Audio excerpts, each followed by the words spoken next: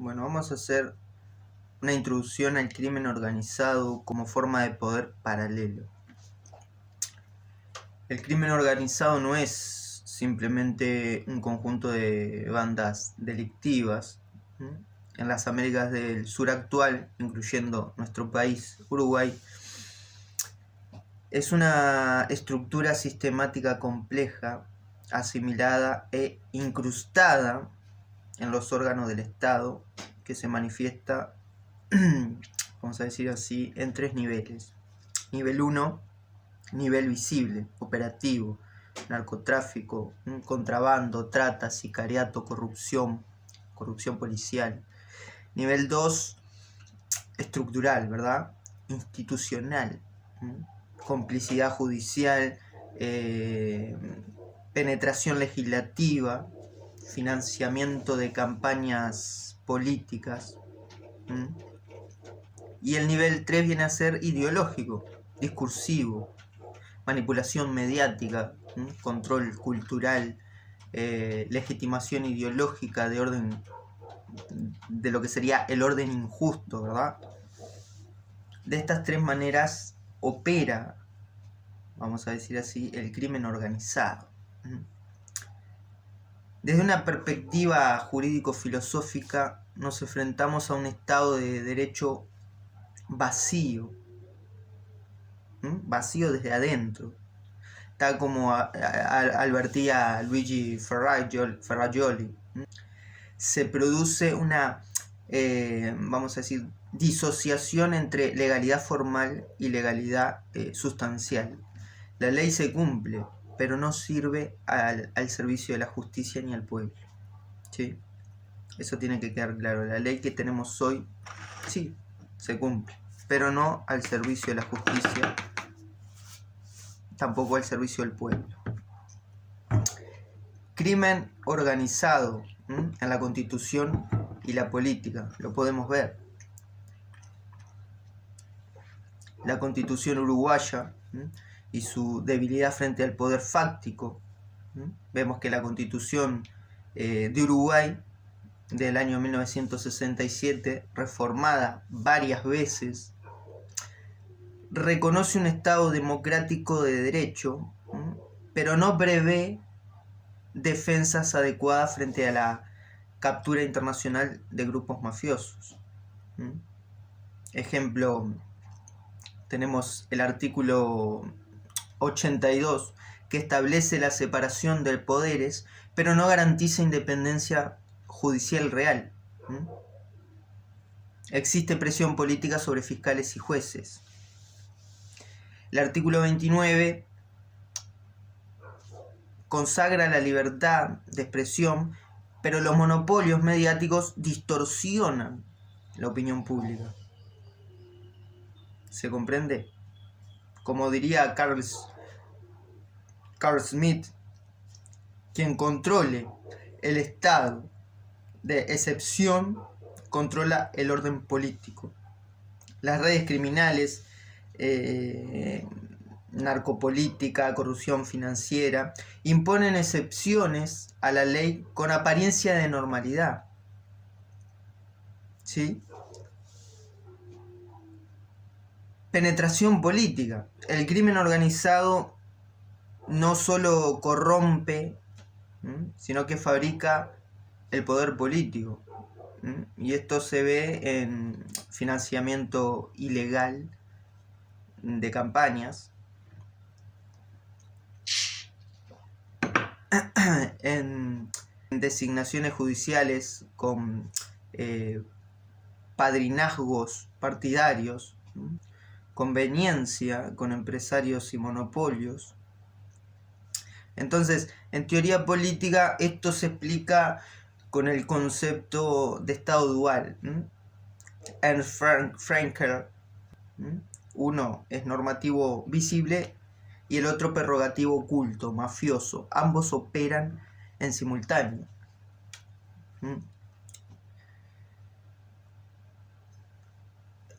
Los medios de comunicaciones y de control ideológico, que está bien dicho, medio de manipulaciones, es lo que tenemos en la televisión hoy día. en las redes sociales también. La función de los medios en el poder criminal la vemos muy claramente. Los medios corporativos actúan como brazos comunicacional del poder mafioso legalizado, invisibilizando estructuras criminales y generando enemigos simbólicos. El pobre, el piquetero, el inmigrante, los rebeldes del trabajo, los drogadictos, los pastabaceros. Como señala Pierre Bourdieu, los medios son una estructura de estructuración que modela percepciones y define el marco de lo decible. En esto colaboran con la criminalidad organizada, despotilizan el crimen y criminalizan la pobreza. Después vemos a la ideología como colonización, ¿verdad? La colonización ya no es territorial, sino cognitiva y cultural, a través del neoliberalismo, el lawfare, el discurso punitivista y el sentido común. El crimen organizado se vuelve parte del sistema, no su anomalía. Despoja al derecho de su potencial emancipador, promueve leyes anticrimen que fortalecen el control social, por ejemplo, endurecimiento penal selectivo, ¿verdad? Hoy hay una selección de a quién se criminaliza y a quién no. Sí. Y generalmente los que van a caer en la pena siempre es el pueblo, el pobre, no ellos. Entonces ellos usan la ley como instrumento de dominación. Vamos a ver una especie de teoría crítica sobre esto. El derecho penal del enemigo, Gunther Jacob. Los estados latinoamericanos aplican un derecho penal del enemigo, una legislación dirigida no a ciudadanos, sino a enemigos internos, jóvenes, pobres, organizaciones sociales, etc. Mientras tanto, el crimen organizado institucional, banqueros, funcionarios corruptos, narcoempresarios, ellos sí gozan de impunidad estructural. Entonces, vamos a hacer teoría del Estado y captura normativa. Desde la teoría marxista del Estado, Gramsci, el Estado moderno es una cristalización de relaciones de clases donde la ley es funcional al capital. Entonces el crimen organizado no se opone al Estado, sino que es su fase superior en condiciones neoliberales. Lawfare y la guerra jurídica, Lawfare en América Latina, en Brasil, Ecuador, Bolivia, Argentina, son un ejemplo de cómo el sistema judicial se vuelve arma de dominación y colonización, actuando en alianza con el crimen organizado, con el crimen organizado transnacional, por ejemplo, redes bancarias que lavan dinero de narcotráfico, bufetes de Panama Papers, etc.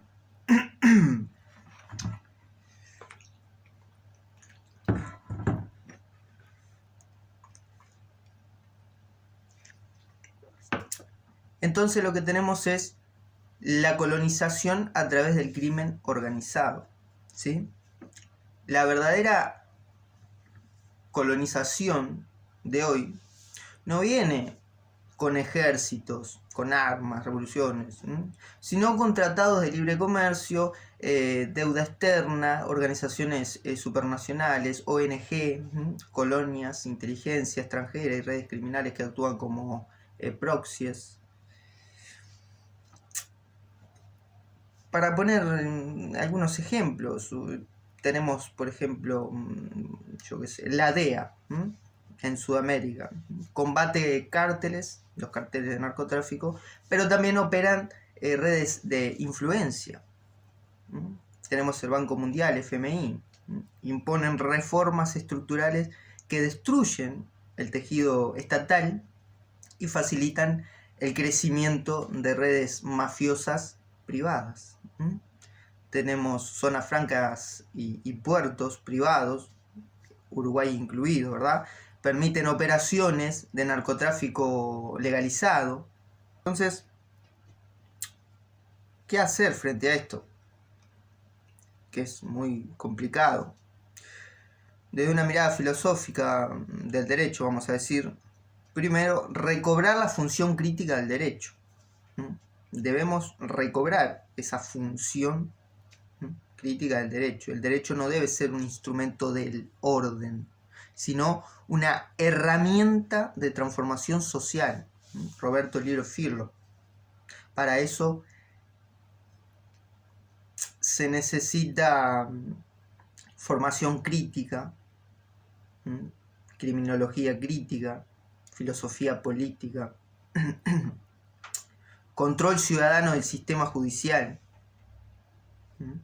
reformulación constitucional con soberanía popular real, reformación constitucional con la soberanía popular real, no ficticia. En segundo lugar, normas y principios olvidados, ¿verdad? El artículo 1 de la Constitución del Uruguay dice que la República Oriental del Uruguay es laica. También dice que es democrática y soberana. ¿Soberana frente a quién? El artículo 72 dice los derechos no enumerados también están garantizados. Puede ser base para reclamar justicia contra crímenes del poder, ¿verdad? Convención de Palermo, ONU 2000, contra el crimen organizado transnacional. Uruguay es firmante, pero su cumplimiento es parcial.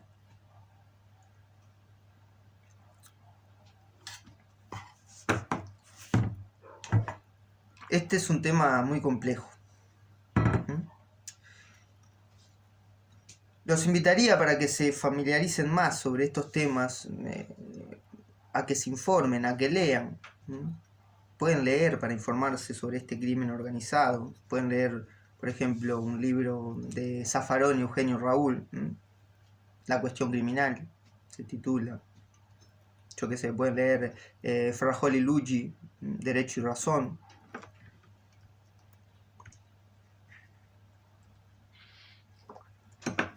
Nilis Christe, La industria de control del delito. Voy enumerando estos libros que ustedes pueden leer, asociarse con esto, comprender qué es lo que estamos viviendo, ¿verdad?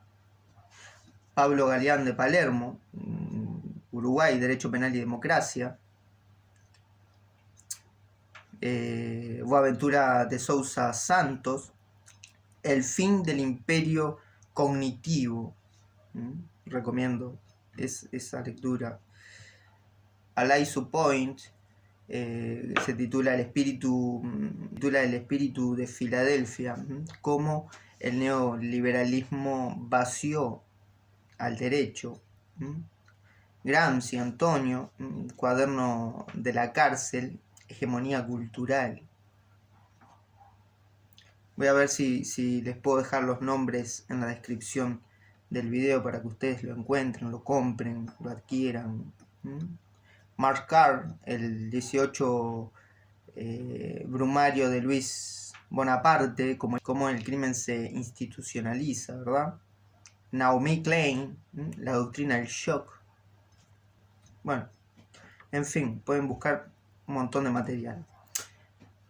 Concluyendo, el crimen organizado en América Latina y Uruguay no es un enemigo externo, sino una estructura interna que ha colonizado al Estado desde adentro. Lo hace mediante leyes, los partidos, los medios y las ideologías.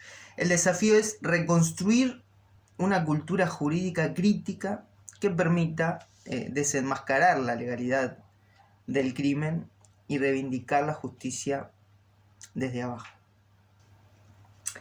Pero para eso lo principal es que se necesita gente que se atreva, gente con ganas, gente sin filtro, gente incorrupta.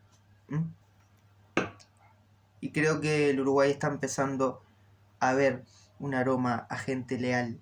Se viene una generación leal que es capaz de luchar contra el crimen organizado desde dentro, desde nuestro querido país, y poder así ser ejemplo, ya que tantas veces fuimos ejemplo de la maldad, como el primer país abortista de Latinoamérica, como el primer país en legalizar las drogas. Podemos borrar esa asquerosidad y tratar de ser el primer ejemplo del país donde sus ciudadanos lucharon, se plantaron frente al crimen organizado, que es un poder muy grande. Bueno, nos vemos en el próximo video.